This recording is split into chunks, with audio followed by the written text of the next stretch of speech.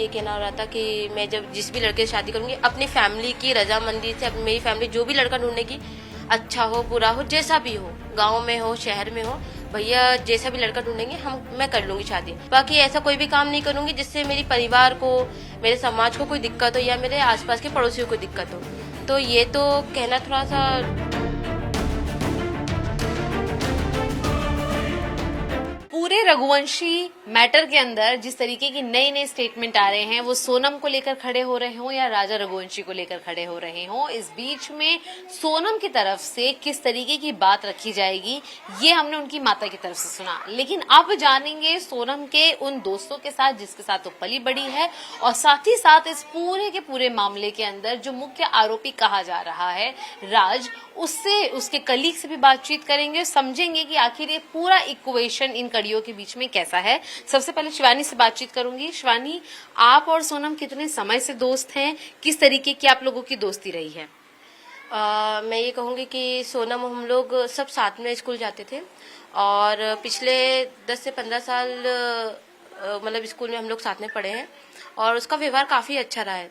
धार्मिक कार्य रहा हो, चाहे हमारी गली में कुछ भी परेशानी हो, किसी घर में तक परेशानी हो, तो उसके जो भैया है, उसकी जो फैमिली है, साथ में हमेशा खड़ी रहती थी। तो ये जो अभी बातें फैल रही हैं कि वो गुनहगार है, उसने सब कुछ किया है, मास्टरमाइंड है, तो ये सब बिल्कुल बातें झूठी हैं, क्योंकि वो कुछ कर ही नहीं सकती है। अगर गली में किसी के परिवार में कुछ भी जैसे दिक्कत हो, जैसे पैसों को लेके या फिर कुछ भी झगड़ा वगैरह, उन सब के लिए वो सपोर्ट करती थी। तो वो ऐसा कैसे बोल सकते हैं कि सोनम के जो हस्बैंड है उनको मारने के पीछे सोनम का हाथ है? वो ऐसा कुछ कर ही नहीं सकती, क्योंकि उसका दिल बहुत साफ है। ठीक है। और शादी की अगर हम लोग बात करें, आप लोग हमेशा खेले हैं, पढ़े हैं साथ में, जब शादी हो रही थी तो कितनी उत्सुकता थी, उसकी कितनी इन्वॉल्वमेंट थी शादी को लेकर, रजामंदी कितनी थी? देखिए, मैं तो ये कहूँगी कि जो लड़का जो था काफ़ी अच्छा था और उन दोनों के बीच में काफ़ी अच्छी फाउंडेशंस थी।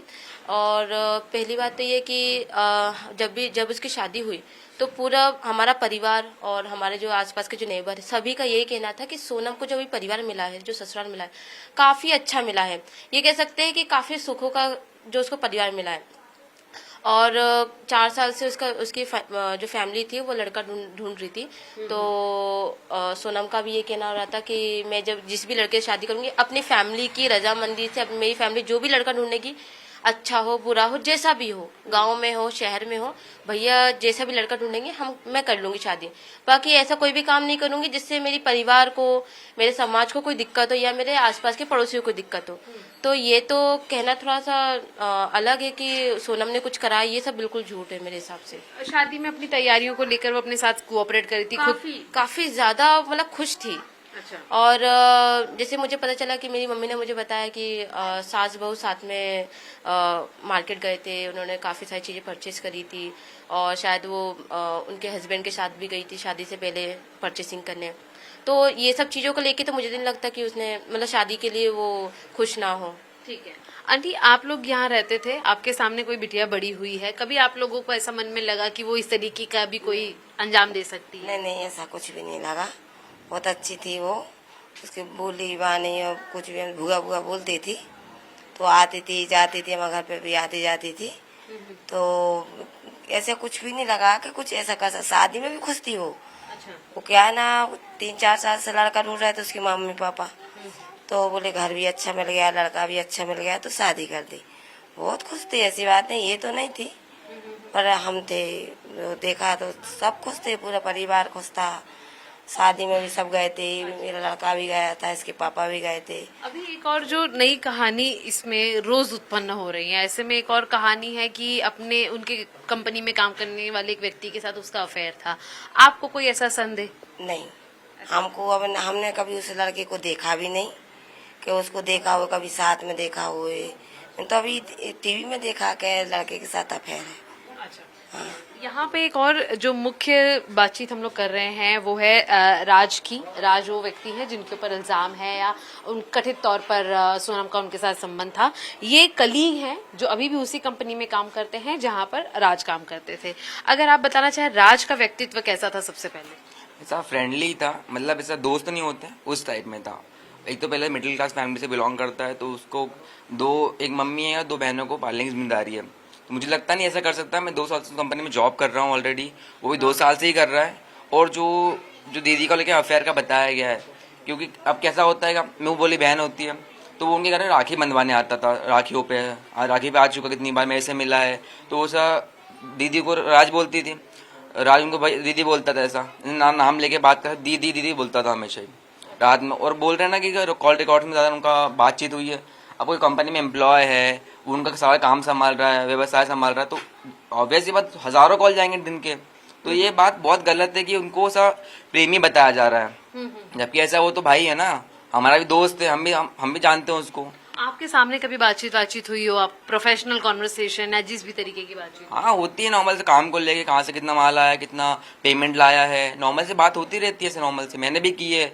अभी जो जीजा जी हमारे जो चले गए हैं, उनकी जब देह संस्कार में गए थे हम लोग, वहाँ भी आया था, जो कि उनके पापा को संभाला था उनने, राज ने। ऐसा तो मुझे लगता नहीं ऐसा कुछ करा होगा उसने, कुछ भी ऐसा। सोनम का बिजनेस को लेके कितना इन्वॉल्वमेंट होता था? आप लोग भी जैसे बता रहे हैं, खुद भी एम्प्लॉय हैं, कितने कॉल आप लोगों को करती थी, कितनी बातचीत आप लोगों की होती? अब मेरा डिजाइनर वर्क करता था वहाँ पे, करता हूँ अभी भी। तो ऐसा था कि मतलब एक जो फ्रेंचाइजी टाइप होता है ना, उनका एक अलग सेक्शन था, भैया का अलग सेक्शन था, गोविंद भैया आएगा, उनका एक प्राइड लेमिना नाम से अलग ब्रांड चलता है ऑलरेडी, ऐसा। तो उनका अलग काम था, भैया का अलग था, बाकी दोनों का HPL में था, ऐसा है। तो आपको लगता है कि ऐसी तरीके की इस पूरी घटना में मर्डर करना, धक्के देना है, किसी की सुपारी लेने जैसा काम पैसों के अभाव में भी कम से कम कर सकता है राज? नहीं कर सकता, क्योंकि 2 साल से एकदम भरोसेमंद एम्प्लॉय है, एक तरीके से बताऊं तो मैं। और दीदी उसकी बहुत हेल्प करती है। दीदी भैया मान लो उनकी पढ़ाई को लेकर, राज पढ़ाई छोड़ चुका था, पर दीदी ने उसके क्या ऐसे कोचिंग लगवाई है, कोडिंग वगैरह की। तो वो ऐसा क्यों ही करेगा, जो कि हेल्प कर रहा है उसे, तो उसके लिए क्यों ही करेगा वो ऐसा। ये आप लोगों ने भी देखा होगा, ऐसे मुंह बोले भाई वगैरह आते थे सोनम के घर पे, तो परिवार कुल मिलाकर कैसा था? एकदम खुश खास रहने वाला, सामाजिक तौर पे रहने वाला? अब परिवार में कितने आते जाते इतना तो हम नहीं देखते हैं, क्योंकि हम ज्यादा उधर नहीं, उनके यहाँ नहीं जाते हैं। पर ये राजमाज को हमने नहीं देखा है, इसने देखा राहुल ने, पर हमने तो टीवी में देखा है कि राज था कोई। सोनम को लेके आपको लगता है ऐसा कर सकते हैं? सोनम को लेके तो नहीं है भाई, क्योंकि लड़की बहुत समझदार, पढ़ी लिखी, बहुत संस्कारी थी। उसके माँ बाप ने ऐसे संस्कार दिए, किसी से ज्यादा बात भी नहीं करती थी। मतलब कहीं भी मैं साथ में घूमे भी जाती थी तो बहुत अच्छे से बात करती थी।